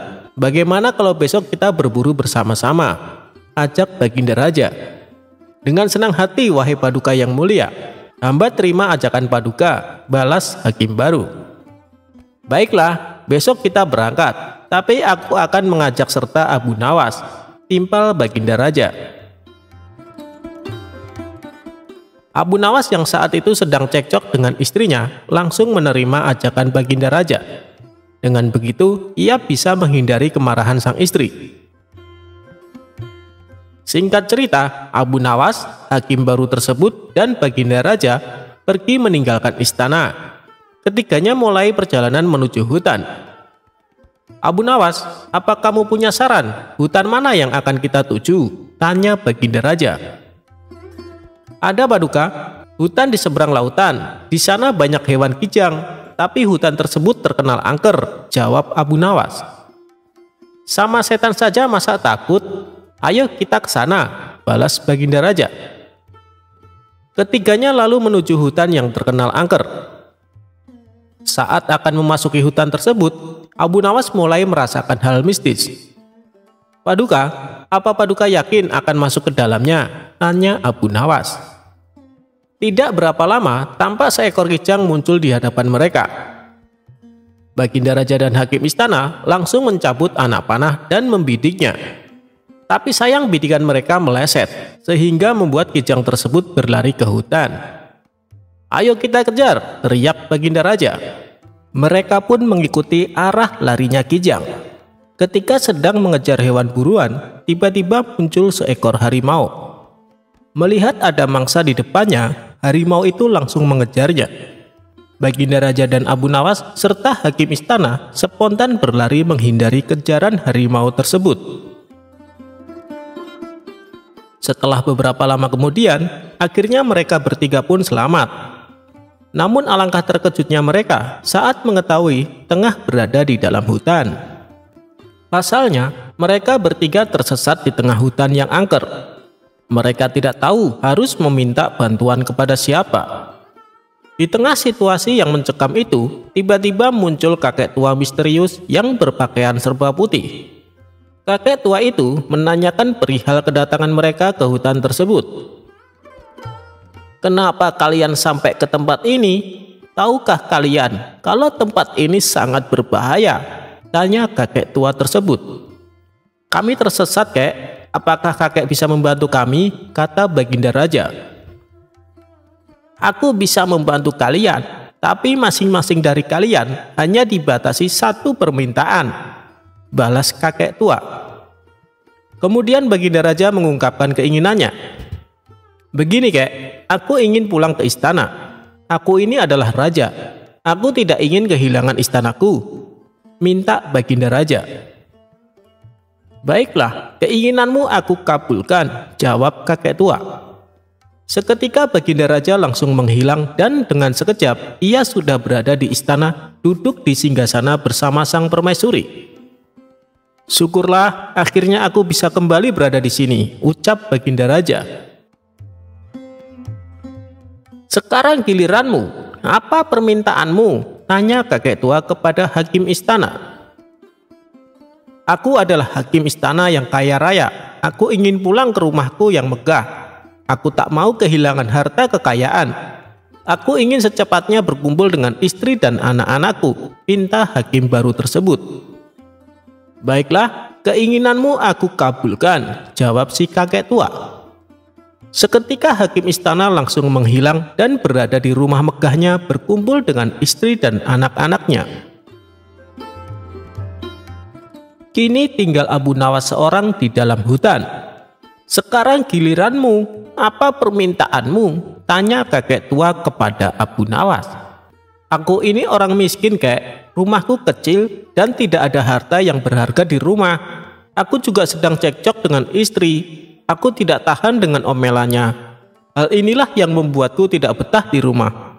Jadi aku meminta supaya Baginda Raja dan hakim istana kembali ke sini untuk menemaniku," pinta Abu Nawas.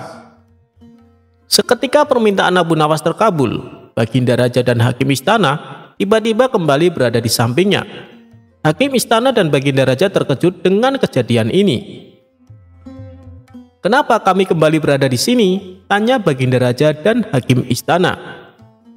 "Itu atas permintaan kawanmu. Katanya dia sedang tidak betah di rumah. Dia ingin kalian berdua menemaninya di sini," jawab kakek tua itu.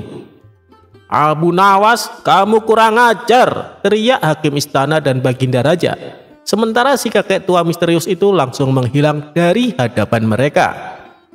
Itulah cerita Abu Nawas, Baginda Raja, dan hakim istana yang tersesat di hutan angker.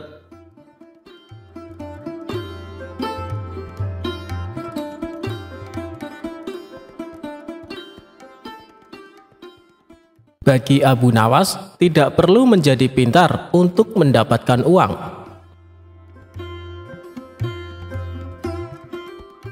Abu Nawas memiliki tetangga, sebut saja Abu Jahil. Abu Jahil selalu merasa lebih pintar dari Abu Nawas. Tetapi Abu Nawas enggan meladeni ketika dia mengajak bermain tebak-tebakan karena tidak mau mempermalukannya. Suatu ketika, Abu Jahil tengah nongkrong di warung bersama beberapa orang. Dengan sesumbar Abu Jahil mengatakan bahwa Abu Nawas takut ketika diajak tebak-tebakan. Teman-teman Abu Jahil setengah tidak percaya, sebab mereka tahu kecerdikan Abu Nawas. Untuk membuktikan kecerdasannya, Abu Jahil mengajak teman-temannya bermain tebak-tebakan. "Jika kalian tidak bisa menjawab tebakan saya, maka kalian kasih saya 5 dinar. Jika saya tidak bisa menjawab tebakan kalian, saya kasih kalian 50 dinar, kata Abu Jahil. Namun anehnya, semua tebakan yang dilontarkan oleh temannya bisa dijawab oleh Abu Jahil.